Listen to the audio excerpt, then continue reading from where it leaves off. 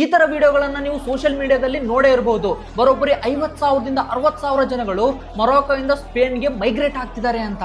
ಆವಾಗ ನಿಮ್ಮ ಮೈಂಡಲ್ಲಿ ಒಂದು ಕ್ವಶನ್ ಕೂಡ ಬಂದಿರಬಹುದು, ಯಾವುದೋ ಒಂದು ದೇಶದ ಜನಗಳು ಅದು ಇಲ್ಲಿಗಲ್ ಆಗಿ ಪಾಸ್ಪೋರ್ಟ್ ಮತ್ತೆ ವೀಸಾ ಇಲ್ದಂಗೆನೆ ಇನ್ನೊಂದು ದೇಶಕ್ಕೆ ಹೋಗ್ಬಿಡ್ಬೋದೇನಪ್ಪ, ಅದು ಸ್ಪೇನ್ಗೆ ಡೆವಲಪ್ಡ್ ನೇಷನ್ಗೆ ಹೋಗ್ಬಿಡ್ಬೋದೇನಪ್ಪ ಅಂತ ನಿಮ್ಮ ಮೈಂಡಲ್ಲಿ ಒಂದು ಡೌಟ್ ಬಂದಿರಬಹುದು.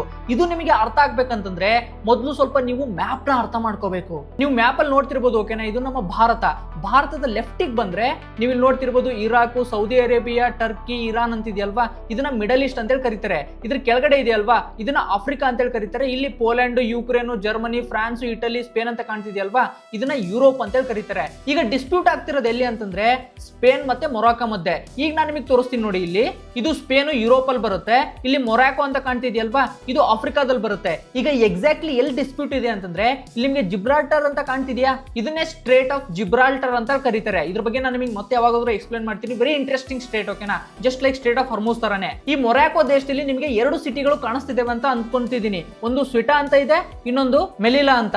ಈ ಸ್ವೆಟಾ ಮತ್ತು ಮೆಲಿಲಾ ಎರಡು ಕೂಡ ಮೊರಾಕೋದಲ್ಲಿ ಇದ್ರೂ ಕೂಡ ಇವನ್ನ ಸ್ಪೇನೇನೆ ಓನ್ ಮಾಡುತ್ತೆ. ಇದು ಮೊರಾಕನ್ ಜನಗಳಿಗೆ ಮತ್ತೆ ಮೊರಾಕನ್ ಪೊಲಿಟಿಷಿಯನ್ಸ್ಗೆ, ಮೊರಾಕನ್ ಕಂಟ್ರಿಗೆ ಸ್ವಲ್ಪ ಕೂಡ ಇಷ್ಟನೇ ಇಲ್ಲ.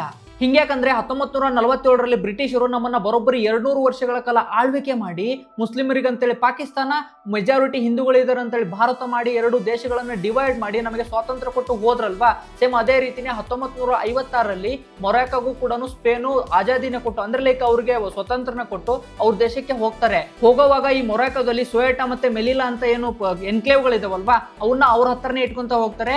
ಈ ಸ್ವೇಟಾ ಮತ್ತು ಮೆಲಿಲಾದಲ್ಲಿ ಸ್ಪೇನ್ ಸರ್ಕಾರ ಹೇಳ್ದಂಗೆನೆ ನಡೆಯುತ್ತೆ. ಇದು ಸ್ಪೇನ್ ನ ಇಂಟಿಗ್ರಲ್ ಪಾರ್ಟ್ ಅಂತ ಹೇಳೋಗ್ತಾರೆ. ನಾನು ನಿಮಗೆ ಆವಾಗಲೇ ಹೇಳ್ದಂಗೆ ಮೊರಾಕೋಗೆ ಇದು ಸ್ವಲ್ಪನೂ ಕೂಡ ಇಷ್ಟ ಇರಲ್ಲ.